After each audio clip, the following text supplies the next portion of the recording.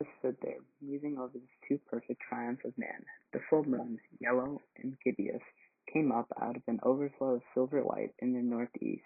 The bright little figures ceased to move above below. A noiseless owl flitted by, and I shivered with the chill of the night. I determined to descend and find where I could sleep. I looked for a building I knew. Then my eye traveled along to the figure of the white sphinx upon the pedestal of bronze, growing distinct as the light of the rising moon grew brighter. I could see the silver birch against it. There was a tangle of rhododendron bushes, black in the pale light, and there was a little lawn. I looked at the lawn again. A queer doubt chilled my complacency. No, said I stoutly to myself, that was not the lawn. But it was the lawn, for the white leprous face of the sphinx was towards it. Can you imagine what I felt as conviction came home to me? But you cannot. The time machine was gone. At once, like a lash across my face, came the possibility of losing my own age, of being left helpless in this strange new world. The bare thought of it was an actual physical sensation. I could feel it grip me at the throat and stop my breathing. In another moment I was in a passion of fear and running with great leaping strides down the slope. Once I fell headlong and cut my face. I lost no time in stanching the blood, but jumped up and ran on, with the warm trickle down my cheek and chin. All the time I ran I was saying to myself, they have moved it a little, pushed it under the bushes out of the way. Nevertheless I ran with all my might. All the time, with the certainty that sometimes comes with excessive dread. I knew that such assurance was folly, knew instinctively that the machine was removed out of my reach. My breath came with pain. I suppose I covered the whole distance from the hill crest to the little lawn, 2 miles perhaps, in 10 minutes. And I am not a young man. I cursed aloud as I ran, at my confident folly in leaving the machine, wasting good breath thereby. I cried aloud, and none answered. Not a creature seemed to be stirring in the moonlit world. When I reached the lawn, my worst fears were realized. Not a trace of the thing was to be seen. I felt faint and cold when I faced the empty space among the black tangle of bushes. I ran round it furiously, as if the thing might be hidden in a corner, and then stopped abruptly, with my hands clutching my hair. Above me towered the sphinx, upon the bronze pedestal, white, shining, leprous, in the light of the rising moon. It seemed to smile in mockery of my dismay. I might have consoled myself by imagining the little people had put the mechanism in some shelter for me, had I not felt assured of the physical and intellectual inadequacy. That is what dismayed me, the sense of some hitherto unsuspected power, through whose intervention my invention had vanished. Yet, for one thing, I felt assured. Unless some other age had produced its exact duplicate, the machine could not have moved in time. The attachment of the levers, I will show you the method later, prevented any one from tampering with it in that way when they were removed. It had moved and was hid, only in space. But then, where could it be? I think I must have had a kind of frenzy. I remember running violently in and out among the moonlit bushes, all round the sphinx, and startled some white mammal that, in the dim light, I took for a small deer. I remember, too, late that night, beating the bushes with my clenched fists until my knuckles were gashed and bleeding from the broken twigs. Then, sobbing and raving in my anguish of mind, I went down to the great building of stone. The big hall was dark, silent, and deserted.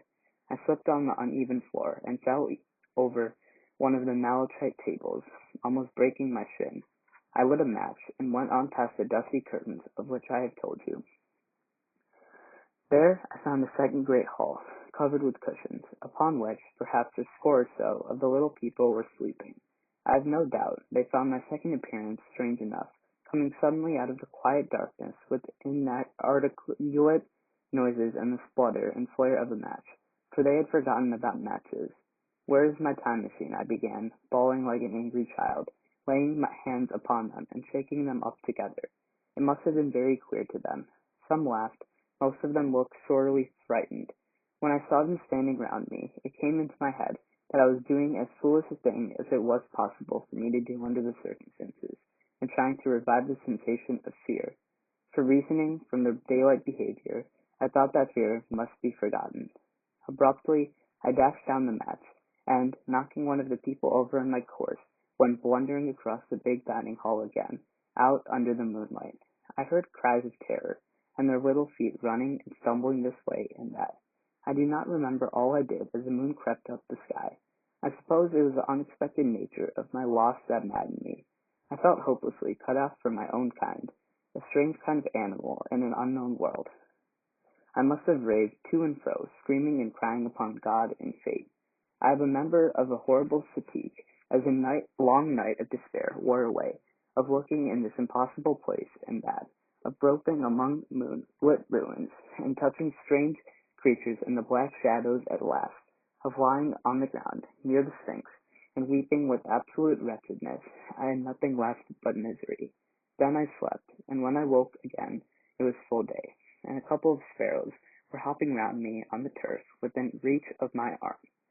I sat up in the freshness of the morning, trying to remember how I had got there, and why I had such a profound sense of desertion and despair. Then things came clear in my mind. With the plain, reasonable daylight, I could look my circumstances fairly in the face. I saw the wild folly of my frenzy overnight, and I could reason with myself. Suppose the worst, I said. Suppose the machine altogether lost, perhaps destroyed. It behoves me to be calm and patient, to learn the way of the people, to get a clear idea of the method of my loss, and the means of getting materials and tools, so that in the end, perhaps I may make another.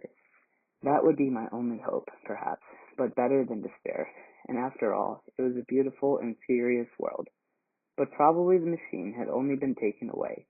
Still, I must be calm and patient, find its hiding place, and recover it by force or cunning. And with that, I scrambled to my feet and looked about me, wondering where I could bathe. I felt weary, stiff, and travel-soiled. The freshness of the morning made me desire an equal freshness. I had exhausted my emotion. Indeed, as I went about my business, I found myself wondering in my intense excitement overnight. I made a careful examination of the ground about the little lawn. I wasted some time in futile questionings conveyed, as well as I was able, to such of the little people as came by. They all failed to understand my gestures. Some were simply stolid. Some thought it was a jest and laughed at me. I had the hardest task in the world to keep my hands off their pretty laughing faces. It was a foolish impulse, but the devil begotten of fear and blind anger was ill-curbed and still eager to take advantage of my perplexity. The turf gave better counsel. I found a grove ripped in it, about midway between the pedestal of the Sphinx and the marks of my feet, where on arrival I'd struggled with the overturned machine. There were other signs of removal about, with queer narrow footprints, like those I can imagine made by a sloth. This directed me closer to the pedestal. It was, as I think I have said, of bronze. It was not a mere block, but highly decorated with deep framed panels on either side. I went and rapped at these. The pedestal was hollow. Examining the panels with care, I found them discontinuous with the frames. There were no handles or keyholes, but possibly the panels, if they were doors, as I supposed, opened from within. One thing was clear enough to my mind. It took no very great mental effort to infer that my time machine was inside that pedestal, but how it got there was a different problem. I saw the heads of two orange-clad people coming through the bushes, and under some blossom-covered apple trees, towards me. I turned, smiling to them and beckoning them to me. They came, and then, pointing to the bronze pedestal, I tried to intimate my wish to open it. But, at my first gesture towards this, they behaved very oddly. I don't know how to convey their expression to you. Suppose you were to use a grossly improper gesture to a delicate-minded woman. It is how she would look. They went off as if they had received the last possible insult. I tried a sweet-looking little chap in white next, with exactly the same result. However, his manner made me feel ashamed of myself. But as you know, I wanted the time machine, and I tried him once more. As he turned off like the others, my temper got the better of me. In three strides, I was after him, had him by the loose part of his robe around the neck, and began dragging him towards the Sphinx. Then I saw the horror and repugnance of his face, and all of a sudden I let him go. But I was not beaten yet. I banged my fist at the bronze panels. I thought I heard something stir inside. To be explicit, I thought I heard a sound like a chuckle. but I must have been mistaken. Then I got a big pebble from the river, and came and hammered till I had flattened a coil in the decorations, and the verdigris came off in powdery flakes. The delicate little people must have heard me hammering in gusty outbreaks a mile away on either hand, but nothing came of it. I saw a crowd of them upon the slopes, looking furtively at me. At last, hot and tired, I sat down to watch the place. But I was too restless to watch long. I am too occidental for a long vigil. I would work at a problem for years, but to wait inactively for 24 hours, that is another matter. I got up after a time and began walking aimlessly through the bushes towards the hill again. Patience, said I to myself. If you want your machine again, you must leave that sphinx alone. If they mean to take your machine away, it's little good your wrecking their bronze panels, and if they don't, you will get it back as soon as you can ask for it. To sit among all those unknown things before a puzzle like that is hopeless. That way lies Monomia. Nah, face this world, learn its ways, watch it, be careful of too hasty guesses at its meaning. In the end, you will find clues to it all. Then suddenly the humor of the situation came into my mind. The thought of the years I had spent in study and toil to get into the future age, and now my passion of anxiety to get out of it. I had made myself the most complicated and the most hopeless trap that ever a man devised, although it was at my own expense.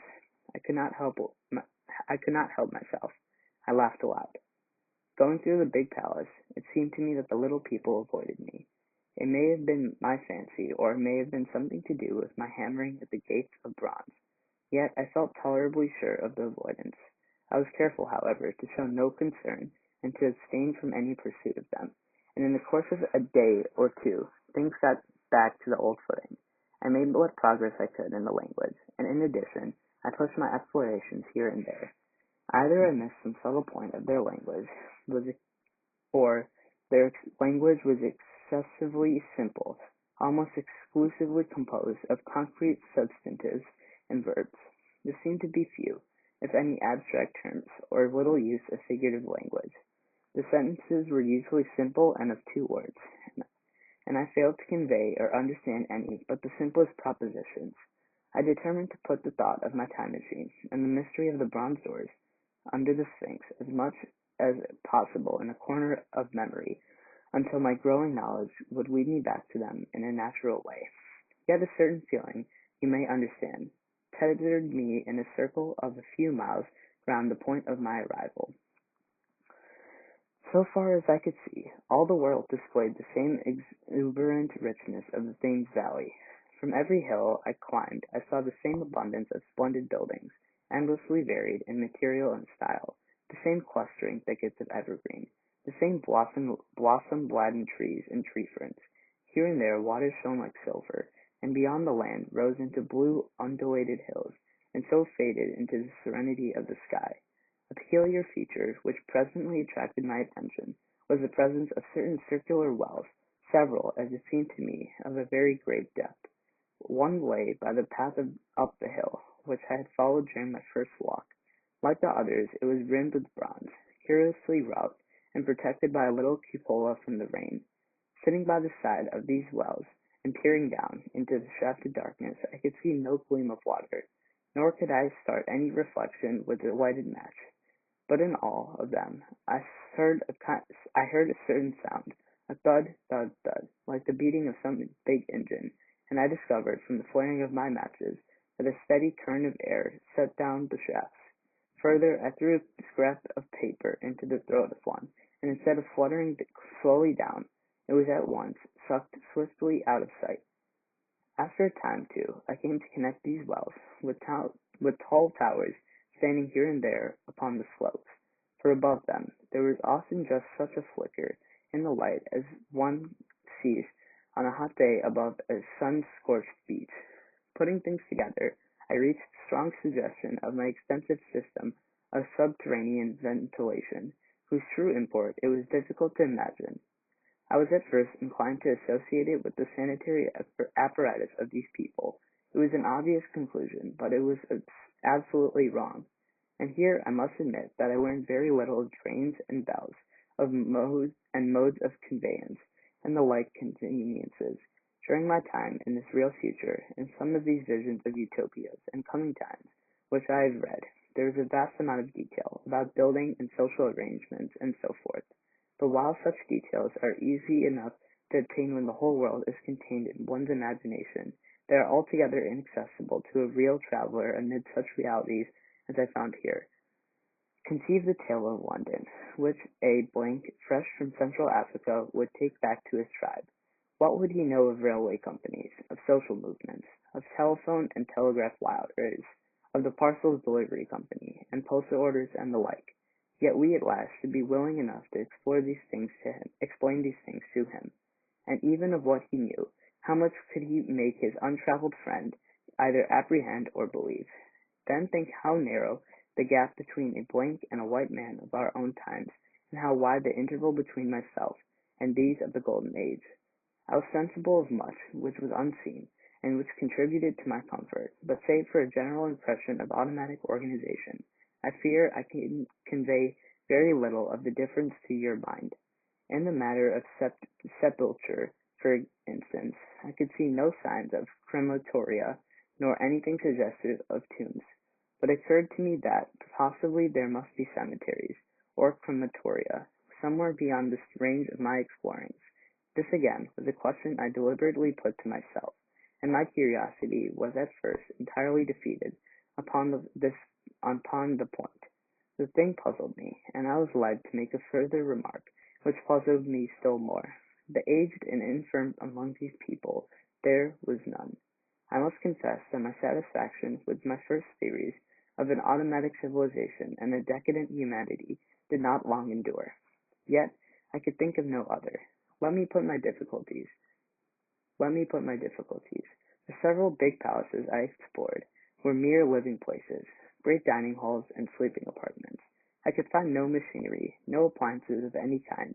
Yet these people were clothed in pleasant fabrics that must at times need renewal, and their sandals, though underdecorated, were fairly complex specimens of metalwork. Somehow such things must be made, and the little people displayed no vestige of a creative tendency. There were no shops, no workshops, no sign of importations among them.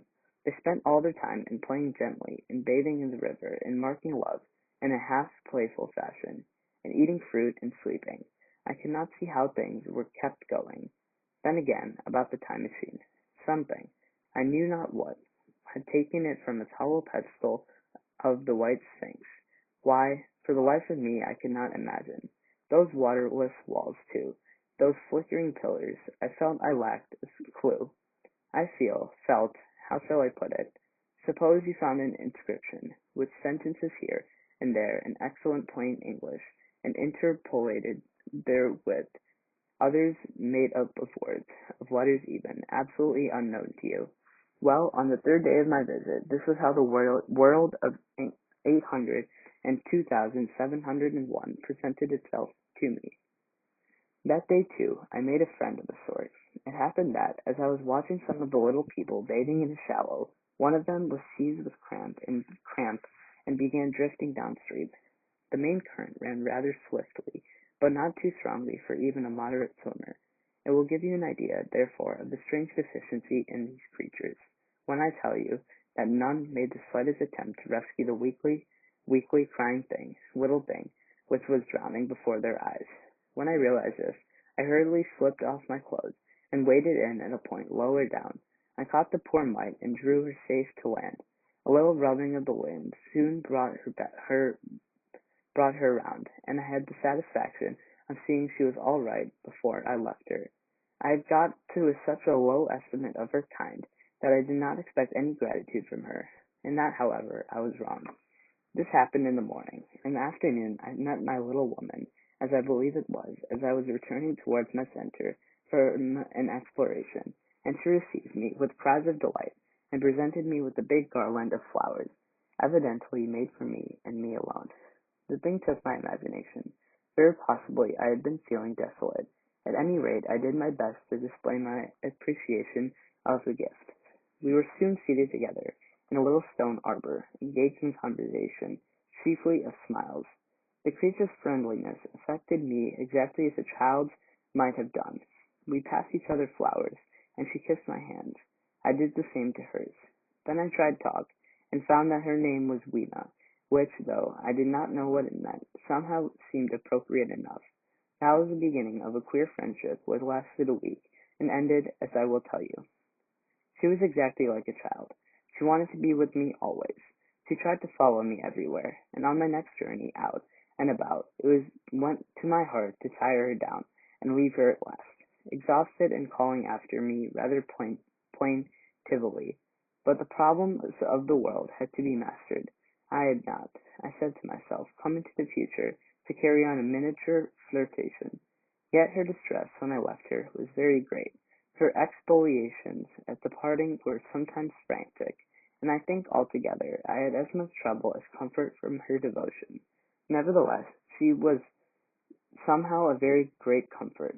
I thought it was a mere childish affection that made her cling to me. Until it was too late, I did not clearly know what I inflicted upon her when I left her, nor until I was too late did I clearly understand what she was to me.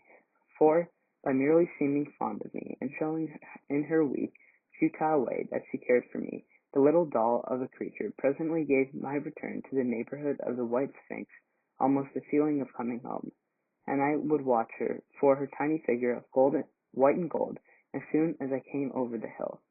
It was from her, too, that I learned that fear had not yet left the world. She was fearless enough in the daylight, and she had the oddest confidence in me for once, in a foolish moment. I made threatening grimaces at her, and she was simply laughed at them. But she dreaded the dark, dreaded shadows, dreaded black things. Darkness to her was the one thing dreadful. It was a singularly passionate emotion, and it set me thinking and observing. I discovered then, among other things, that these little people gathered into the great houses after dark, and slept in droves. To enter upon them without a light was to put them into a tumult of apprehension. I never found out of the doors, or one sleeping alone within doors after dark.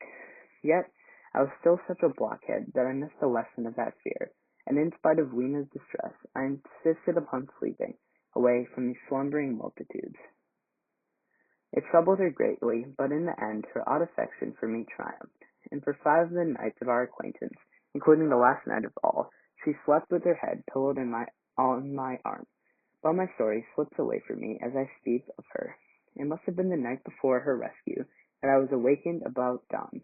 I had been restless, dreaming most disagreeably that I was drowned, and the sea anemones were feeling over my face with a soft pout. I woke with a start, and with an odd fancy that some grayish animal had just rushed out of the chamber. I tried to get to sleep again, but I felt restless and uncomfortable. It was that dim gray hour when things are just creeping out of darkness, when everything is colorless and clear-cut, and yet unreal. I got up and went down into the great hall, and so out upon the flagstones in front of the palace. I thought I would make a virtue of necessity, and see the sunrise. The moon was setting, and the dying moonlight and the first pillar of dawn were mingled in a ghastly half-light. The bushes were inky black, and the ground a somber gray, the sky colorless and cheerless, and up the hill I thought I could see ghosts. There, several times, as I scanned the slope, I saw white figures. Twice I fancied I saw a solitary white, ape-like creature running rather quickly up the hill, and once near the ruins I saw a leash of them carrying some dark body. They moved hastily. I did not see what became of them. It seemed they had vanished among the bushes. The dawn was still indistinct, you must understand. I was feeling that chill, uncertain, early morning feeling you may have known. I doubted my eyes. As the eastern sky grew brighter, and the light of the day came on, with its vivid coloring returning upon the day, once more I scanned the view keenly, but I saw no vestige of my white figures. They were mere creatures of the half-light. They must have been ghosts, I said. I wonder whence they dated, for a queer notion of Grant Allen's came into my head and amused me. If each generation die and leave ghosts, he argued, the word at last will get overcrowded with them. On that theory, there would there would have grown innumerable some 800,000 years hence, and it was no great wonder to see four at once. But the jest was unsatisfying, and I was thinking of these fingers all the morning, until Wena's rescue drove them out of my head. I associated them in some indefinite way with the white animal I had startled in my first passionate search for the time machine. But Weena was a pleasant substitute, yet all the same, and there yet all the same, they were soon destined to take far deadlier possession of my mind. I think I may have said how much hotter than our own was the weather of this golden age. I cannot account for it. It may be that the sun was hotter, or the earth nearer the sun. It is usual to assume that the sun will go on cooling steadily in the future, but people unfamiliar with such speculations as those of the younger Darwin forget that the planets must ultimately fall back one by one into the parent body. As these catastrophes occur, the sun will blaze with renewed energy, and it may be that some inner planet had suffered this fate. Whatever the reason, the fact remains that the sun was very much hotter than we know it. Well, one very hot morning, my fourth, I think, as I was seeking shelter from the heat and glare in a colossal ruin near the great house where I slept and fed, there happened a strange thing. Clambering among these heaps of masonry, I found a narrow gallery, whose end and side windows were blocked by fallen masses of stone. By contrast with the brilliancy outside, it seemed at first impenetrably dark to me. I entered it groping, for the change from light to darkness made spots of color swim before me. Suddenly I halted spellbound. A pair of eyes, luminous by reflection against the daylight without, was watching me out of the darkness. The old instinctive dread of wild beasts came upon me. I clenched my hands and steadfastly looked into the glaring eyeballs. I was afraid to turn. Then the thought of the absolute security in which humanity appeared to be living came to my mind, and then I remembered that strange terror of the dark, overcoming my fear to some extent. I advanced a step and poked. I will admit that my voice was harsh and ill-controlled. I put out my hand and touched something soft. At once the eyes darted sideways, and something white ran past me. I turned my head, heart in my mouth, and saw a queer little ape-like figure, its head held down in a peculiar manner, running across the sunlit space behind me. It blundered against a block of granite, staggering aside, and in a moment was hidden in a black shadow beneath another pile of ruined masonry. My impression of it, of course, imperfect, but I know it was dull white, and had strange, large, grayish-red eyes, also that there was flaxen hair on its head and down its back. But, as I say, it went too fast for me to see distinctly. I cannot even say whether it ran on all fours, or with its forearms held very low. After an instant's pause, I followed it into the second heap of ruin. I could not find it at first, but after a time, in the profound obscurity, I came upon one of these round well openings on which I had told you, half closed by a fallen pillar. A sudden thought came to me. Could this thing have vanished down the shaft? I lit a match and looked down. I saw a small white moving creature with large bright eyes which regarded me steadfastly as it retreated. It made me shudder. It was so like a human spider. It was clambering down the wall, and now I saw for the first time a number of metal foot and hand rests forming a kind of ladder down the shaft. Then the light burned my finger and fell out of my hand, going out as it dropped. And when I had lit another, the little monster had disappeared. I do not know how long I sat peering down that wall. It was not for some time that I could succeed in persuading myself that the thing I had seen was human. But gradually the truth dawned on me.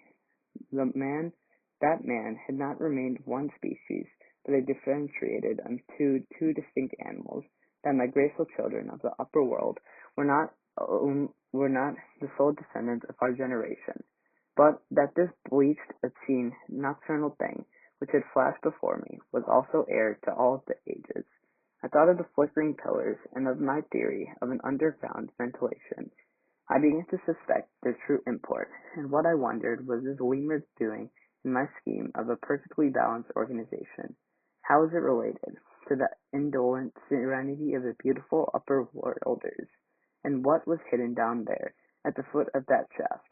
I sat upon the edge of the wall, telling myself that, at any rate, there was nothing to fear, and that there I must ascend for the solution of my difficulties. And withal, I was absolutely afraid to go. As I hesitated, two of the beautiful upper world people came running in their enormous sport across the daylight and the shadow. The male pursued the female, flinging flowers at her as he ran. They seemed distressed to me, my arm against the overturned pillar, peering down the wall. Apparently it was considered bad form to remark these apertures, for when I pointed to this one and tried to frame a question about it in their tongue, they were still more visibly distressed and turned away. But they were interested by my matches, and I struck some to amuse them.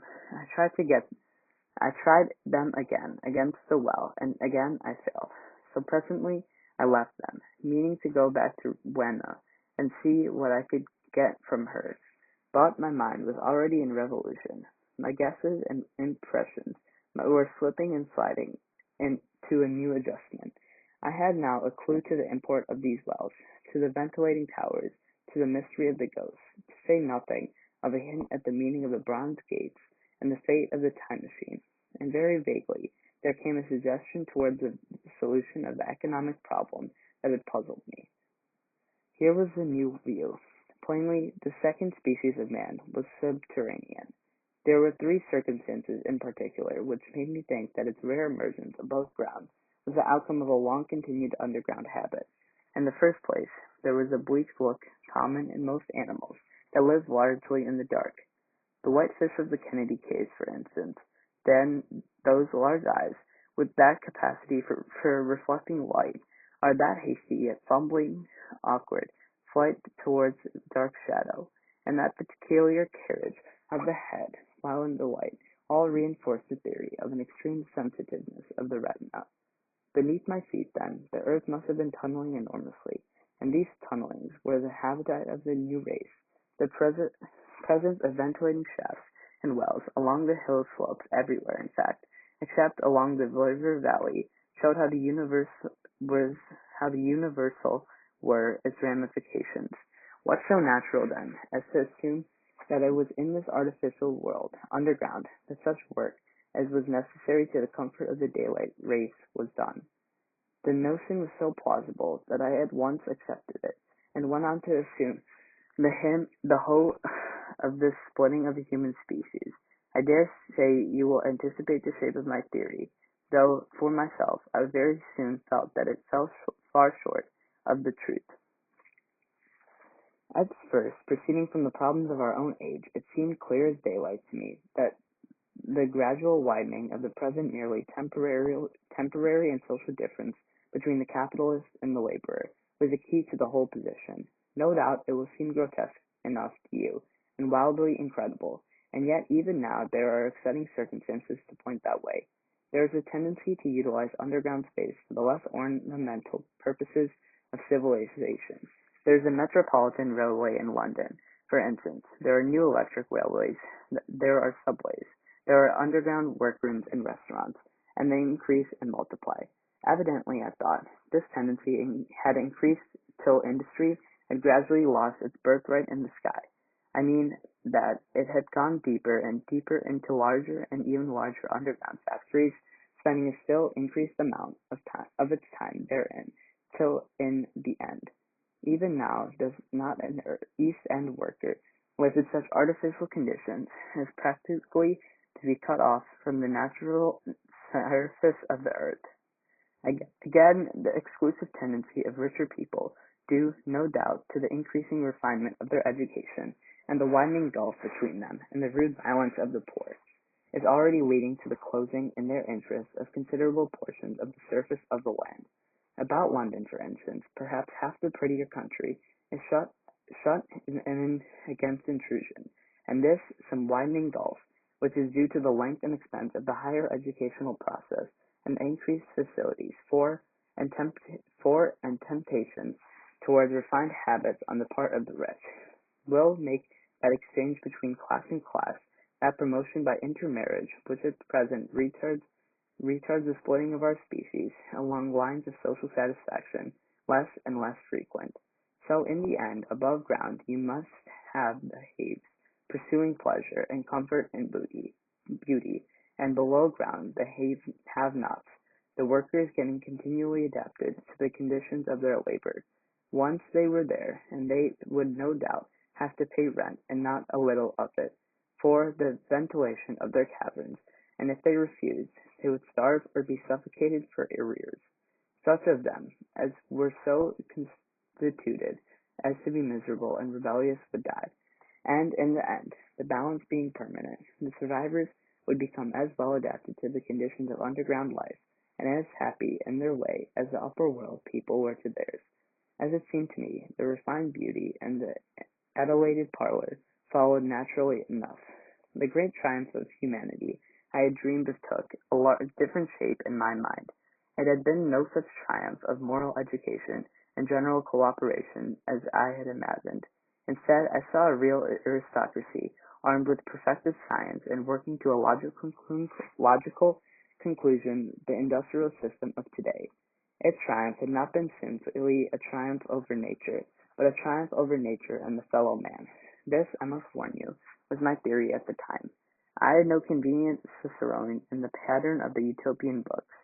My explanations may be absolutely wrong. I still think it is the most plausible one. But even on this supposition, the balanced civilization that was at last attained must have long since passed its zenith, and was now far fallen into decay. The too perfect security of the upper worlders had led them to a slow movement of degeneration, to a general dwindling in size, strength, and intelligence, that I could see clearly enough already. What had happened to the undergrounders I did not yet suspect, but from what I had seen of the Morlocks, that, by the way, was the name by which these creatures were called. I can imagine the modification of the human type was even more profound than among the Eloi, the beautiful race I already knew. Then came troublesome doubts. Why had the Morlocks taken my time machine? For I felt sure it was they who had taken it. Why, too, if the Eloi were masters, could they not restore the machine to me? And why were they so terribly afraid of the dark? I proceeded, as I have said, to question Weena about this underground, but here again I was disappointed. At first she not understood my questions, and presently she refused to answer them. She shivered as though the topic was unendurable, and when I pressed her, perhaps a little harshly, she burst into tears. They were the only tears, except my own, I ever saw in that golden age. When I saw them, I ceased abruptly to trouble about the Morlocks, and was only concerned in banishing these signs of the human inheritance from Weena's eyes. And very soon she was smiling and clapping her hands, while I solemnly burned a match.